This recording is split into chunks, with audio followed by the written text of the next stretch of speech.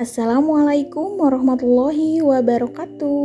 Perkenalkan, saya Karina Indra Dewi, peserta CGP Angkatan ke-7 Kabupaten Sumedang. Saya akan menjelaskan mengenai koneksi antar materi, kesimpulan, dan refleksi dari modul 1.1 mengenai pemikiran Ki Hajar Dewantara. Setelah mempelajari modul 1.1 mengenai pemikiran Ki Hajar Dewantara, saya akan membuat kesimpulan dan refleksi diri. Pendidikan dan pengajaran tidaklah sama.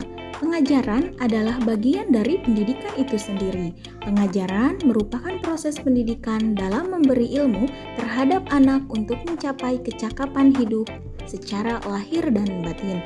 Pendidikan pada hakikatnya adalah menuntun. Pendidikan menuntun anak terhadap segala kekuatan kodratnya, baik itu kodrat alam maupun kodrat zaman, untuk mencapai keselamatan dan kebahagiaan setinggi-tingginya. Pendidikan menciptakan ruang bagi murid untuk tumbuh secara utuh agar mampu memuliakan dirinya dan orang lain, serta menciptakan hidup mandiri dan bahagia. Sebelum mempelajari modul 1.1, saya hanya mentransfer materi pelajaran tanpa melihat karakter siswa. Penyampaian materi lebih penting daripada mengetahui karakter siswa. Kemudian, saya hanya fokus kepada pencapaian nilai tanpa melihat minat dan bakat siswa tersebut. Saya hanya fokus kepada nilai kognitif siswa. Saya menganggap jika nilai sudah mencapai KKM, maka anak dianggap sudah berhasil. Saya juga menganggap murid adalah objek dari pembelajaran. Pembelajaran selalu berpusat pada guru atau menggunakan model teacher center. Kesalahan terbesar saya adalah saya selalu puas ketika saya mampu menyampaikan materi dengan baik. Saya fokus kepada pencapaian materi tersebut, jarang memedulikan apakah anak paham dengan apa yang saya sampaikan atau tidak. Saya fokus pada ketepatan materi tanpa melihat karakter peserta didik, tanpa melihat kebutuhan sesuai kodrat alam dan kodrat zamannya. Saya selalu memberi materi dan menyuruh siswa menghafalnya dengan cepat, tanpa memikirkan apakah mereka sedang bahagia atau mungkin bahkan tertekan. Jadi saya sering bersedih jika nilai siswa banyak yang tidak mencapai KKM. Padahal justru pola pembelajaran saya yang keliru. Seharusnya saya menjunjung tinggi nilai kebahagiaan siswa, karena jika mereka bahagia akan terlihat karakter-karakter mereka yang sangat unik. Saya selalu merasa gagal jika banyak siswa yang tidak tuntas KKM dan mengeluh kesulitan mengisi jawaban atas soal-soal yang saya berikan. Yang jadi pertanyaan, apakah ada yang berubah pada diri saya setelah membaca dan mempelajari modul ini? Ya, tentu saja.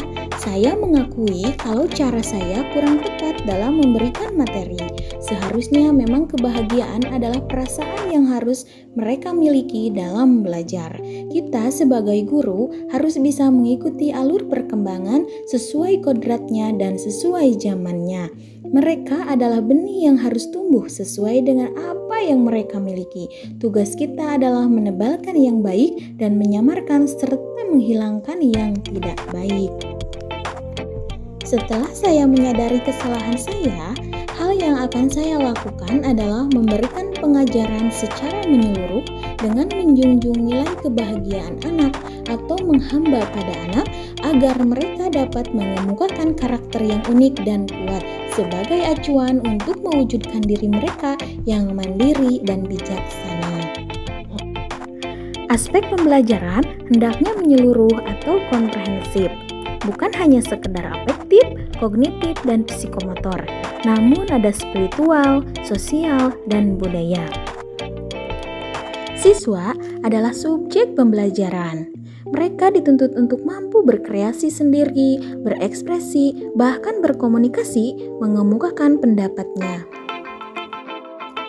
Guru seharusnya menjadi fasilitator siswa. harus mengetahui karakter siswa, harus menghargai perbedaan karakteristik tersebut, harus sabar, penuh perhatian, dan kasih sayang. Juga harus bisa memberi kesempatan mereka tumbuh dengan kodratnya. Nah, apa yang dapat saya terapkan di kelas setelah membaca modul 1.1 ini? Saya akan merancang pembelajaran yang interaktif dan menyenangkan, melibatkan anak sesuai dengan metode student center. Saya akan menerapkan pula pembelajaran abad 21 yang kritis, kreatif, komunikatif, dan kolaboratif. Saya akan tertuju kepada memerdekakan anak. Pembelajaran tidak lagi menuntut, tapi menuntun. Mengenali karakter serta dapat berkomunikasi dengan baik, menjadikan teladan agar mereka mempercayai bahwa saya sebagai gurunya tentu akan mewujudkan segala cita-citanya. Semoga video ini dapat menginspirasi para pejuang pendidikan. Terima kasih. Wassalamualaikum warahmatullahi wabarakatuh.